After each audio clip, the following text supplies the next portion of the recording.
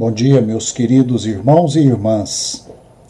É uma alegria poder retornar à classe da Escola Bíblica Dominical. Bem-vindos, todos vocês. Nós vamos estudar hoje o livro do Gênesis. A temática desse trimestre fala a respeito da adoração, de que Deus ele trabalhou no coração do homem para formar um povo que o adorasse em espírito e em verdade. Um povo que fosse prazerosamente dele. Nós já vimos na primeira lição uma introdução geral aos livros que iremos estudar. Na segunda lição, vimos então as referências, especialmente dos Salmos, sobre a adoração e as orientações para adorar a Deus. E vamos hoje então ver como que a adoração está representada no livro do Gênesis. Vamos chamar isso então de chamada para a adoração em Gênesis, não é? A revista traz então o tema Deus escolhe um povo para a adoração, porque o livro do Gênesis é onde nós encontramos o trabalho do nosso Deus para separar para si uma família, formando então já um povo para realizar o seu desejo, realizar a sua vontade. Por fim, para adorar o nome dele e demonstrar ao mundo a verdadeira adoração. Muito bem. O livro do Gênesis, ele é um livro muito especial para nós. Eu acho que o livro do Gênesis é um dos livros mais queridos pelo povo de Deus. É um livro querido também pela Escola Bíblica Dominical. Porque o livro do Gênesis, ele é um livro de histórias edificantes, de histórias marcantes, de histórias que marcaram o início da humanidade. Quando nós lemos o livro do Gênesis, nós lemos então sobre a nossa história, o passado que nos caracteriza como seres humanos diante de Deus e a explicação que nos revela como é que a humanidade chegou ao ponto em que está hoje. Ou seja, quais foram os acontecimentos, o que foi que aconteceu lá nas origens, que deu à humanidade esse destino. Então, é muito importante conhecermos de perto aquilo que o livro do Gênesis nos ensina.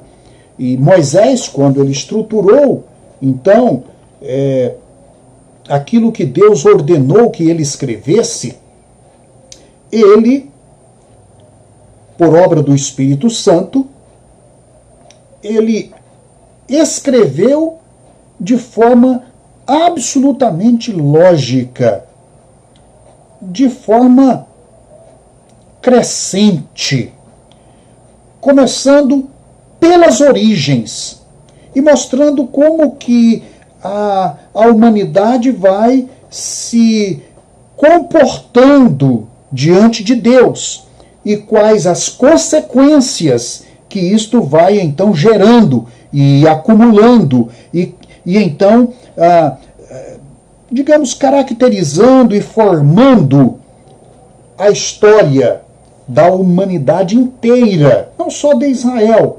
É claro que dentro do panorama da humanidade em seu todo, o objetivo era dar atenção ao povo que Deus estava então formando a partir dos patriarcas.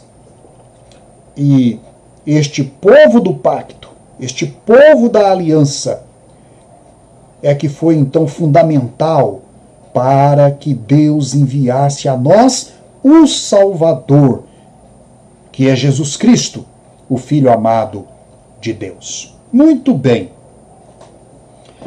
Eu quero ler, inicialmente, 2 versículos do capítulo 1 de Gênesis. Os versículos 26 e 27 do capítulo 1. Diz assim a palavra de Deus. Também disse Deus: façamos o homem à nossa imagem, conforme a nossa semelhança. Tenha ele domínio sobre os peixes do mar, sobre as aves dos céus, sobre os animais domésticos, sobre toda a terra e sobre todos os répteis que rastejam pela terra. Criou Deus, pois, o homem à sua imagem. À imagem de Deus o criou. Homem e mulher os criou, e Deus os abençoou. Amém. Este é o marco inicial, então, do que nós conhecemos como existência humana. A existência humana, nossa geração humana, ela começa exatamente aqui, com esse ato de Deus de formar uma criatura que trouxesse em sua alma a imagem e semelhança de Deus. Portanto, este é o princípio da adoração. É aqui onde nós vamos encontrar as razões da adoração. Nós vamos encontrar, digamos, as marcas de Deus em nós. Nós temos as características de Deus. Nós temos a imagem de Deus. Isto significa pensar que nós temos a estrutura de compatibilidade da criatura com o Criador. Nós temos em nós, impingido em nós. Nós temos isto como uma marca de um selo em nós.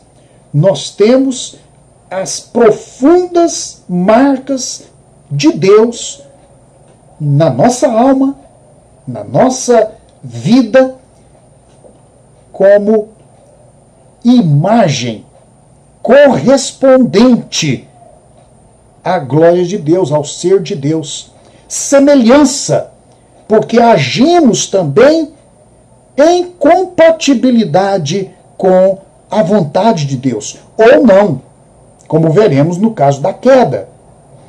Enfim, Deus escolhe nos criar. Deus escolhe nos moldar. E Ele não faz isto para que parecêssemos com os demais seres criados anteriormente.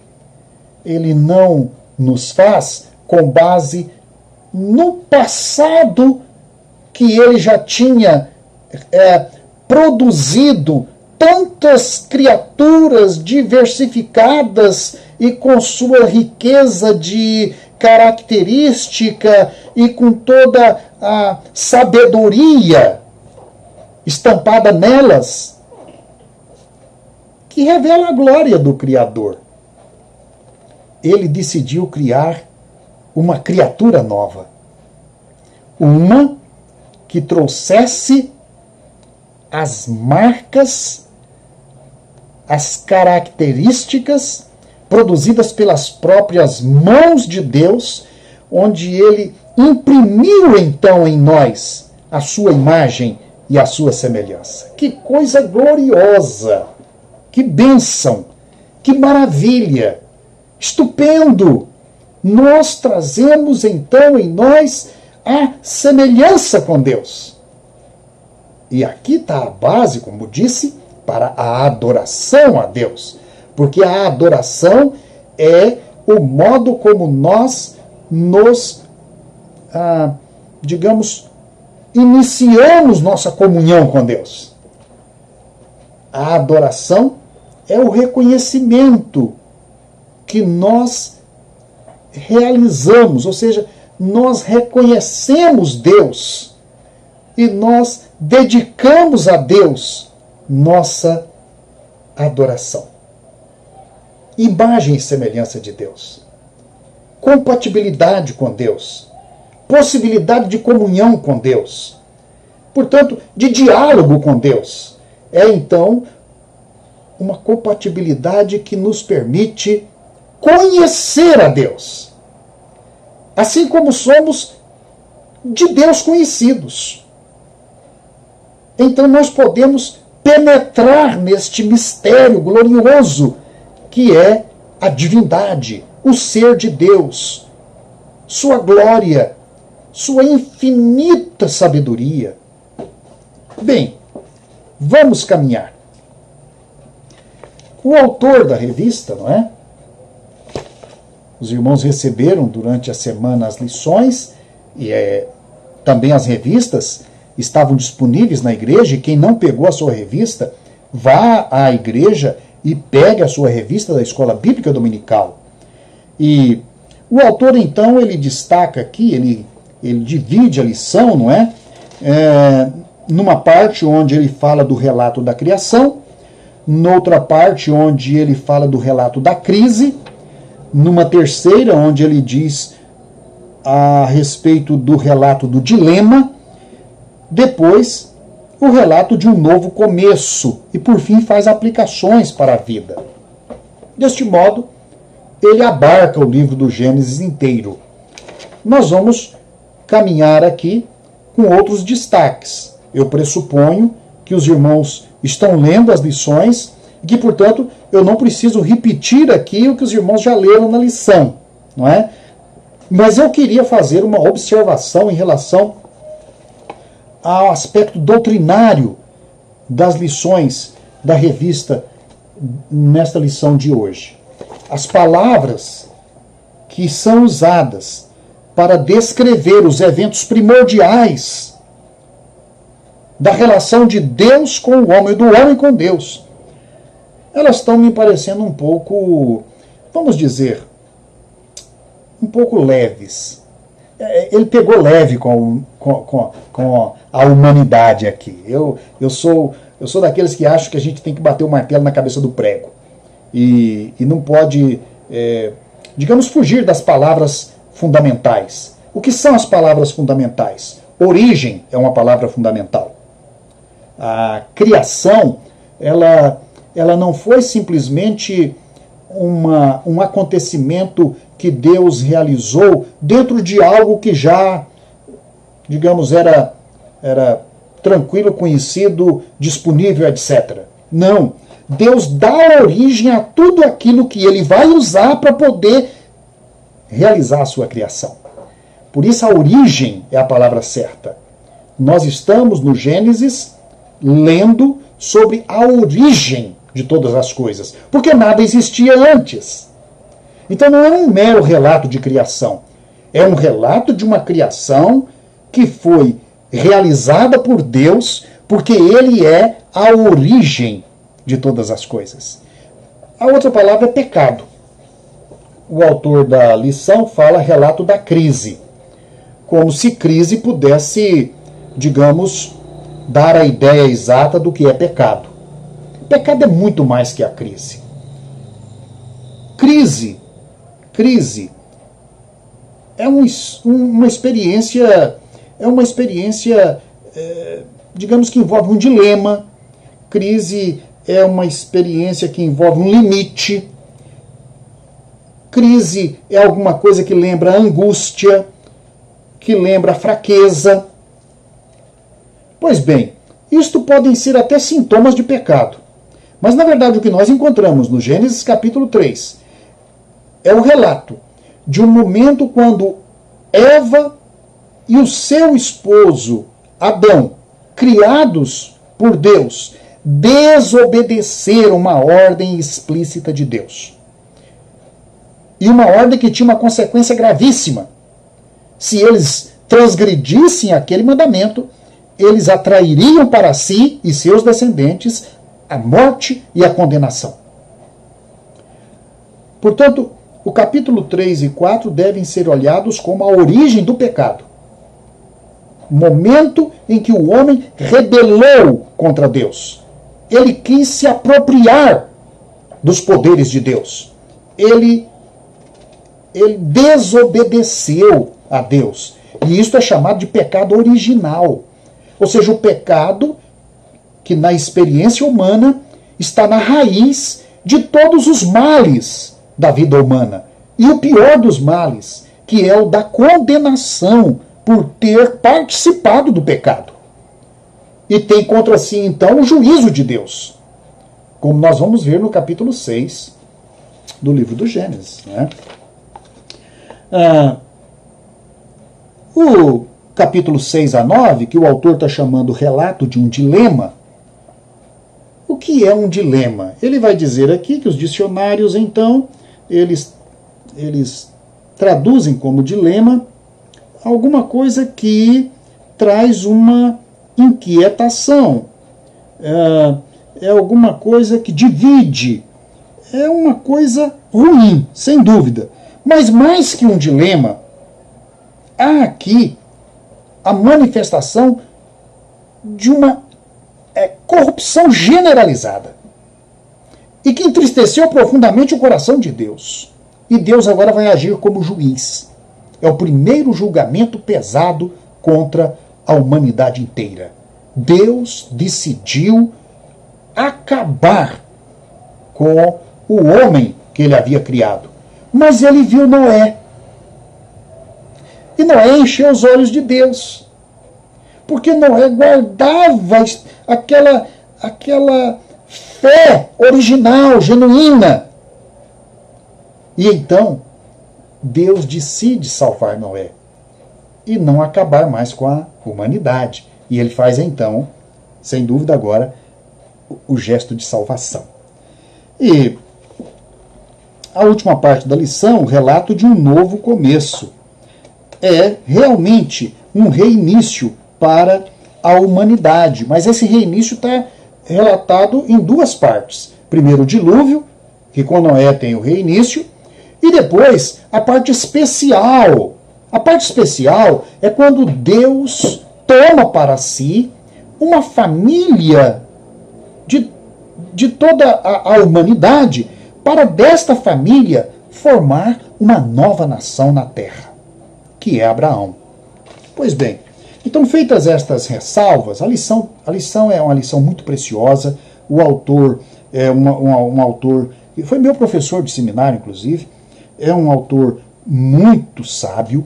Ele tenta usar palavras menos pesadas, mas não dá para a gente poder usar palavras menos pesadas em relação àquilo que tem um peso de vida ou morte. Né? É preciso usar uma palavra mais forte para que as pessoas ouçam e se despertem e criem a consciência de que há alguma coisa profundamente errada na vida e que precisa de ser corrigido. Precisa de salvação. Precisa da graça e a misericórdia de Deus em sua vida. Bem, eu queria dividir a lição, então, de uma forma um pouco diferente desta do autor, mas que envolve o seguinte. Primeiro de tudo, nós precisamos focar a adoração aqui, porque este é o tema de todo o trimestre. Todo o trimestre está em função da chamada para a adoração. É uma chamada, significa que Deus está buscando aqueles que o adorem. Primeiro em Israel, agora no mundo, através da igreja. E a igreja se torna, então, a grande anunciadora da adoração. A igreja é o centro para onde as pessoas vão para aprenderem a verdade da palavra de Deus e aprenderem a adorar o verdadeiro Deus. Pois bem, origem, aqui nós já lemos Gênesis 1, 26, 27, mas é preciso que a gente destaque agora onde está a adoração nesta origem, né? Esta origem, ela é carregada de glória. O próprio Deus, quando terminou a criação, ele diz: eis que tudo é muito bom. Deus criou tudo muito bom. Deus não criou o mundo imperfeito. Deus não criou pecado. Deus não deixou nada que pudesse, digamos, ser identificado com o pecado. Ele criou tudo muito bom. Bem, a origem então só tem a oferecer um grande espetáculo da sabedoria, da glória, do poder, da perfeição de Deus. A origem é então o momento quando Deus faz esta explosão de vida, de diversidade, de beleza, de luz, de cores, de sons, de vida, de criaturas as mais diversas e, por último, no topo, para representá-lo perante toda esta criação, ele coloca o homem como sua imagem e semelhança. E é interessante, porque no capítulo 1, versículo 31, até capítulo 2, versículo 3, que são um texto contínuo, né? Está dividido pelo capítulo, a chamada do capítulo 2 aí no meio, mas é um texto contínuo. E ele diz assim: viu Deus tudo quanto fizera, e eis que era muito bom. E houve então a tarde e amanhã do sexto dia. Assim, pois, foram acabados os céus e a terra, e todo o seu exército, ou seja, toda a sua multiplicidade de seres. E havendo Deus terminado no dia sétimo a sua obra que fizera, descansou nesse dia de toda a sua obra que tinha feito. E abençoou Deus o sétimo dia, e o santificou, porque nele descansou de toda a obra que, como Criador, fizera. Então veja que no final de toda a criação nós temos o sétimo dia, o dia em que Deus dá por terminada toda a sua obra, e ele então, ele se coloca de novo no seu trono para que toda esta obra agora lhe preste reconhecimento. Para que toda esta obra agora lhe preste adoração. No Antigo Testamento, o sábado era um dia reconhecidamente como dia do Senhor. Era o dia em que ninguém fazia qualquer outra obra humana, e era um dia então para meditação. Era um dia então para, digamos, um enlevo espiritual, um enlevo da alma. Era um dia para se dedicar à reflexão. Era um dia para se dedicar ao reconhecimento da criação, ao reconhecimento do Criador. Portanto, um dia para a adoração mais íntima, mais transcendente, a adoração mais profunda do ser humano. Cessar as atividades terrenas para poder então contemplar a criação. Que coisa maravilhosa! Contemplar as obras do Senhor, louvar o Senhor, reconhecer aquele que fez todas as coisas e nos fez a nós próprios como a sua imagem e semelhança, e que nos deu tamanha autoridade e responsabilidade sobre todas as suas obras. É isto. A origem, então, ela relembra, ela convida, ela conclama todos para a adoração. Mas o livro evolui para a narrativa da queda. E a narrativa da queda não é nada agradável. A narrativa da queda ela apresenta, então, a desobediência original. Vamos pensar nisso? Desobediência original. O que é desobediência original, que a gente chama de pecado original? A desobediência original é aquela que foi, então, cometida pelos primeiros pais. Por isso ela está na origem da humanidade. Era Adão e Eva só, não haviam filhos. E os dois, como matriz da humanidade, como genitores da humanidade, como os pais da humanidade. Tanto é que Adão vai chamar Eva, depois do pecado, a mãe de todos os seres humanos. A mãe de todos os seres humanos. Isso está aqui no capítulo 3, versículo 20. Preste atenção. Diz assim: e deu o homem o nome de Eva à sua mulher, por ser ela a mãe de todos os seres humanos. Que palavra mais profunda. Quando nós pensamos de onde viemos, quem são os nossos pais originários, nós precisamos de lembrar que Adão e Eva foram nossos pais originais. E que deles nós recebemos toda a carga genética, toda a carga de humanidade, toda a carga também de pecado e de condenação que eles receberam na origem. A origem é o foco de onde se espalha, de onde advém todas as características, todas as consequências, toda a destinação do homem. Por isso, a desobediência originária, ela se propaga por toda a raça humana e por todas as pessoas, em todas as épocas, em todas as partes do mundo. Então nós herdamos isto. E isto no livro do Gênesis é triste. Por quê? Porque Deus fez tudo muito bom.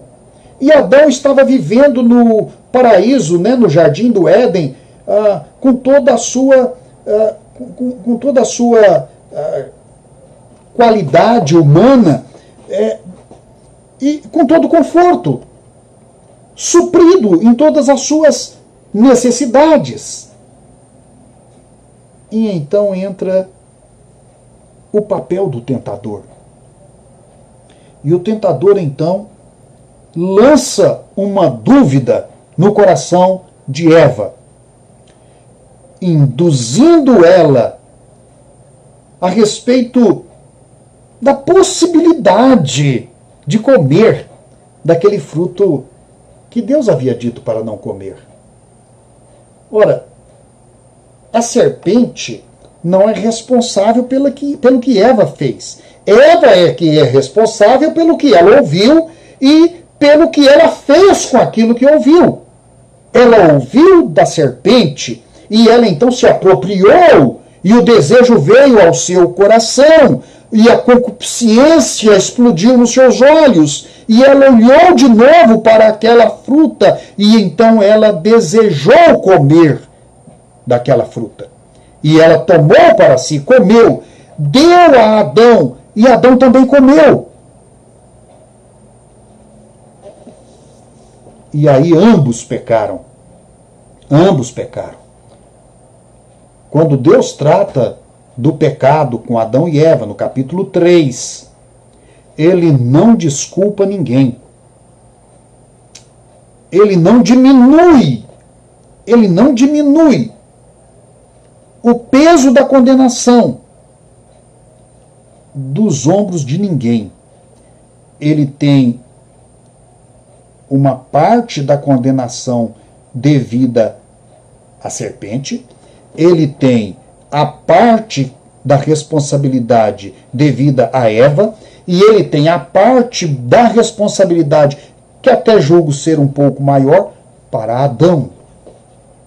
De modo que todos que pecaram foram de fato penalizados, foram então julgados e receberam as suas penalidades. Com justiça. Com justiça. E então a queda foi este ato impressionante, não é? Em um momento que o homem tinha tudo o que precisava. Não tinha carência de nada. Não havia nenhuma razão exterior para convencê-lo de alguma carência e de buscar alguma coisa para suprir qualquer tipo de carência. Tinham tudo. E eles simplesmente pecaram por ambição. Pecaram por concupiscência. Pecaram por duvidar do Senhor. Pecaram por desobediência a uma ordem explícita do Senhor. E então veio a queda. Isso é chamado de queda. A queda que leva consigo todo o futuro da humanidade. Todo o futuro. A queda, ela é a marca da liberdade humana que traz sobre todo o futuro da humanidade as consequências da condenação pelo pecado.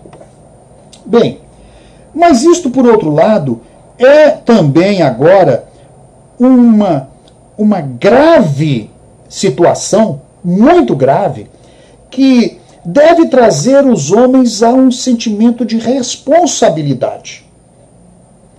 Responsabilidades diante de Deus. Ou seja, Deus fez tudo muito bom, Deus deu tudo o que eles precisavam, Deus deu a eles dignidade, autoridade, responsabilidade, e eles traíram esta confiança de Deus. Então, este é um chamado ao reconhecimento da culpa. E isto vai, então, caracterizar o capítulo 3, quando o Senhor desce até o jardim e Adão e Eva se escondem. E depois precisam reconhecer que realmente desobedeceram ao Senhor. E então o Senhor tem que fazer vestes para eles. O Senhor não os matou. Não, de forma alguma. O Senhor os protegeu. O Senhor fez vestes de pele para eles. O Senhor cobriu a vergonha deles. O Senhor, nosso Deus, agiu como um pai que cobre a vergonha dos seus filhos. Deus não tinha a obrigação de fazer aquilo. Não. Ele podia simplesmente executar de imediato a condenação que estava prevista na desobediência. Mas ele não fez.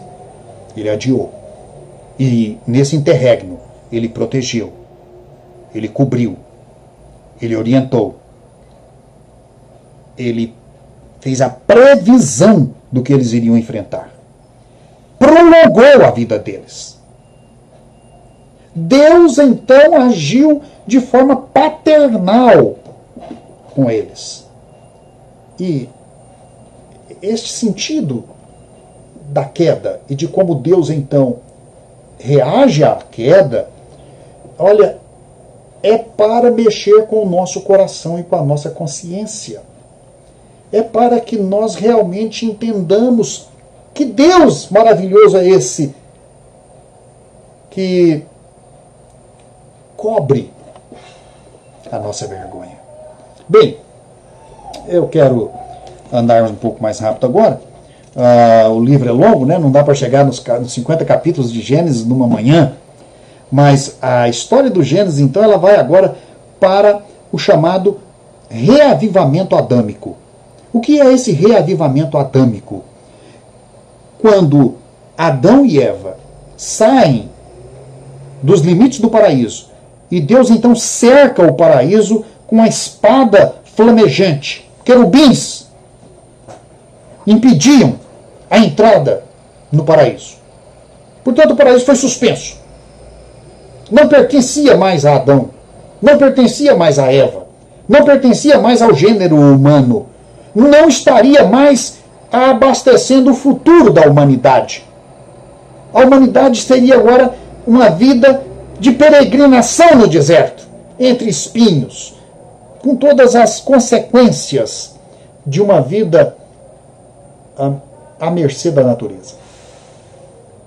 Mas o final do capítulo 4, depois daquela tragédia entre Caim e Abel, Caim mata Abel e dá origem a toda uma geração de gente criminosa, de gente violenta, de cidades violentas. Mas então diz a palavra de Deus que Adão tornou a coabitar com a sua mulher e ela lhe deu um filho, a quem pôs o nome de Sete. Porque disse ela: Deus me concedeu outro descendente em lugar de Abel, que Caim matou. A Sete nasceu-lhe também um filho, ao qual pôs o nome de Enos. Daí então se começou a invocar o nome do Senhor. Despertamento. Avivamento. O que é a marca característica de um avivamento? Um avivamento, ele começa quando alguém sente na sua alma a mais profunda sede pela graça, amor e misericórdia de Deus. Sede de Deus. Busca da presença de Deus. Adoração verdadeira. E aí começou, então, uma história maravilhosa na humanidade, que foi a descendência de Sete. E começa, então, a adoração verdadeira ao Senhor. Começa, então, a invocar o nome do Senhor. A esperança. Esperança renova. As pessoas passam a acreditar que há, então, um futuro para a humanidade. E é interessante que agora no capítulo 5, antes não, agora no capítulo 5, a genealogia das pessoas, ela é apresentada pelo ano que nascem, pelos filhos que geram e pela sua morte. A morte aparece aqui. A morte passa a ser relatada aqui. A morte ganha expressão aqui no capítulo 5 do livro de Gênesis. E aqui então começa, de fato, a história de uma família que leva consigo o testemunho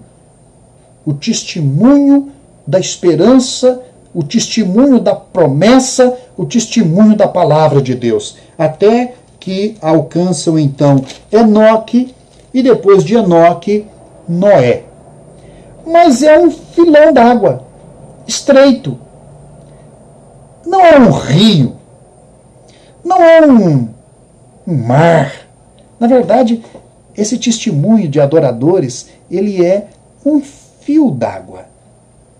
De tal modo que, no restante da humanidade, o pecado se avoluma, o pecado cresce. E chegamos ao capítulo 6 com Deus dizendo: o homem é mau, da cabeça aos pés. De tal modo que se arrependeu o Senhor de ter feito o homem na terra, e isso lhe pesou no coração.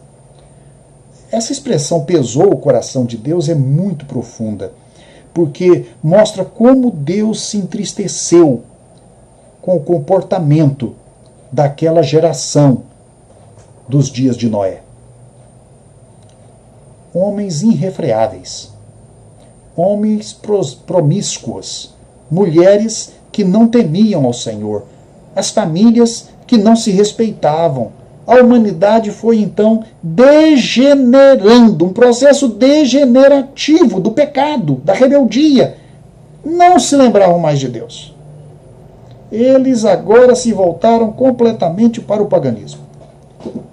Mas Deus viu Noé, descendente de Sete, filho de Enoque. E agora, Deus então, ele se arrepende, né? É uma expressão assim humana para se referir à mudança de decisão de Deus. Ele não mudou a decisão de destruir a criação. Ele se encheu de compaixão e de longanimidade, de tal modo que ele estendeu o prazo da humanidade, por causa de Noé. Então ele manda o dilúvio, toda aquela geração perece, mas Noé é salvo na arca. E o primeiro gesto de Noé, quando ele sai da arca, é adorar a Deus. Adorar a Deus. Nós vemos isto lá no capítulo 9, onde ele desce, ele faz um altar e ele adora a Deus. Ele é o adorador perante o juiz de toda a terra. Juiz do dilúvio que havia exterminado a humanidade da face da terra. O primeiro adorador da aliança humana pós-diluviana é Noé. E Deus faz com ele um concerto e dá a ele um sinal de que não iria mais destruir o mundo daquela maneira. Deus iria caminhar com a humanidade agora. Deus iria realizar um plano glorioso dentro da humanidade, no seio da humanidade, que seria a formação de um povo dele. Não é que este povo seria perfeito, impecável, não é que este povo iria agradar a Deus o tempo todo, mas seria dele. Dele. Ele lhe daria mandamentos, ele faria aliança, ele lhe daria um sistema de adoração, ele lhe faria promessas, e aquele povo seria então o canal através do qual o Senhor iria trazer a salvação definitiva para toda a humanidade. Que maravilha! E veio Jesus. Não é? Então, nesta história que segue a história de Noé, nós temos dos grandes patriarcas. E aí cobre todo o restante do livro do Gênesis. Quem são os grandes patriarcas? São aqueles que estão na origem, no alicerce da nova nação, que é Israel. Abraão e seus 2 filhos, Isaque e Jacó. Abraão, Isaque e Jacó. Eles são estes que fazem a aliança com o Senhor. E agora Deus vai batalhar com esta geração de Abraão, para que esta geração de Abraão, o Israel de Deus, depois a igreja do Senhor Jesus Cristo, lhe pertençam e possam servi-lo e adorá-lo e reconhecê-lo como testemunhas da grande misericórdia, amor e graça de Deus sobre a sua criação, especialmente sobre o homem, sua imagem e semelhança. Então, esses grandes patriarcas, como eu coloquei aqui no quadro, eles, Abraão, Isaque e Jacó, eles são aqui o restante do livro do Gênesis, do capítulo 12 até o capítulo 50. E termina com Jacó. E o final da vida de Jacó é maravilhoso. Ele está nos dias finais da sua vida. Você vai ver isso lá no capítulo 48, 49, 50. E ele chama então todos os seus filhos. E ele então os abençoa em adoração. O testemunho que encontramos a respeito de Jacó nesse momento da sua vida é o que vem da carta aos Hebreus. Olha o que diz a carta aos Hebreus no capítulo 11, versículo 21. Diz assim: pela fé, igualmente Isaque abençoou Jacó e a Esaú acerca de coisas que ainda estavam para vir. Pela fé, Jacó, quando estava para morrer, no leito da morte, abençoou cada um dos filhos de José e, apoiado sobre a extremidade do seu bordão, adorou. Adorou. Termina a vida de Jacó com esta palavra. Ele adorou. Adorou a Deus, adorou o Senhor e abençoou a sua descendência. E ele ficou apoiado então no seu cajado. Ali. Suas forças já não resistiam mais. Ele apoiou no seu cajado. Adorou o Senhor. Abençoou os seus filhos. E entregou a sua alma a Deus. Que maravilha. E nós? Nós hoje, nós os adoradores. Nós que servimos ao Senhor. Nós continuamos esta história. A história não terminou. A história tem nas nossas vidas, na vida da igreja, a sua continuidade. De Gênesis, então, nós vamos ao Apocalipse para encerrar. Apocalipse 7, versículos 9 a 17. O que diz ali a respeito de nós, não é? Daqueles que estão com as suas vidas entregues no altar do Senhor Jesus Cristo. Diz assim: depois destas coisas, vi e eis grande multidão que ninguém podia contar, de todas as nações, tribos, povos e línguas. Estava em pé diante do trono, diante do Cordeiro, vestidos de vestiduras brancas, com palmas nas mãos. E clamavam em grande voz, dizendo: ao nosso Deus, que se assenta no trono, e ao Cordeiro pertence a salvação. Ao reconhecimento da adoração, em primeiro lugar, o reconhecimento da salvação deve ser o motivo da adoração. A adoração tem que partir deste fato básico.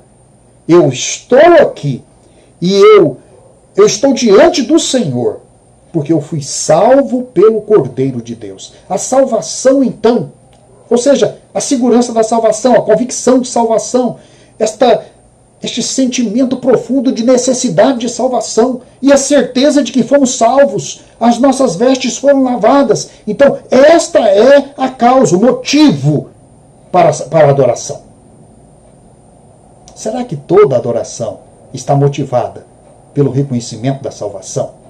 Todos que estão na igreja estão adorando, estão louvando, estão ali participando porque têm a consciência da salvação? A salvação é o motivo da sua adoração? Pois bem, aqui somos nós então, redimidos de todas as línguas, povos, raças, nações, de todos os tempos, diante do trono, e louvando, e adorando, e reconhecendo a salvação. Salvação pertence ao Senhor. Deus abençoe cada um. Continue assíduo nas aulas da nossa Escola Bíblica Dominical e que Deus abençoe profundamente a sua vida. Que você seja um adorador motivado pela salvação que recebeu do Senhor Jesus Cristo. Amém.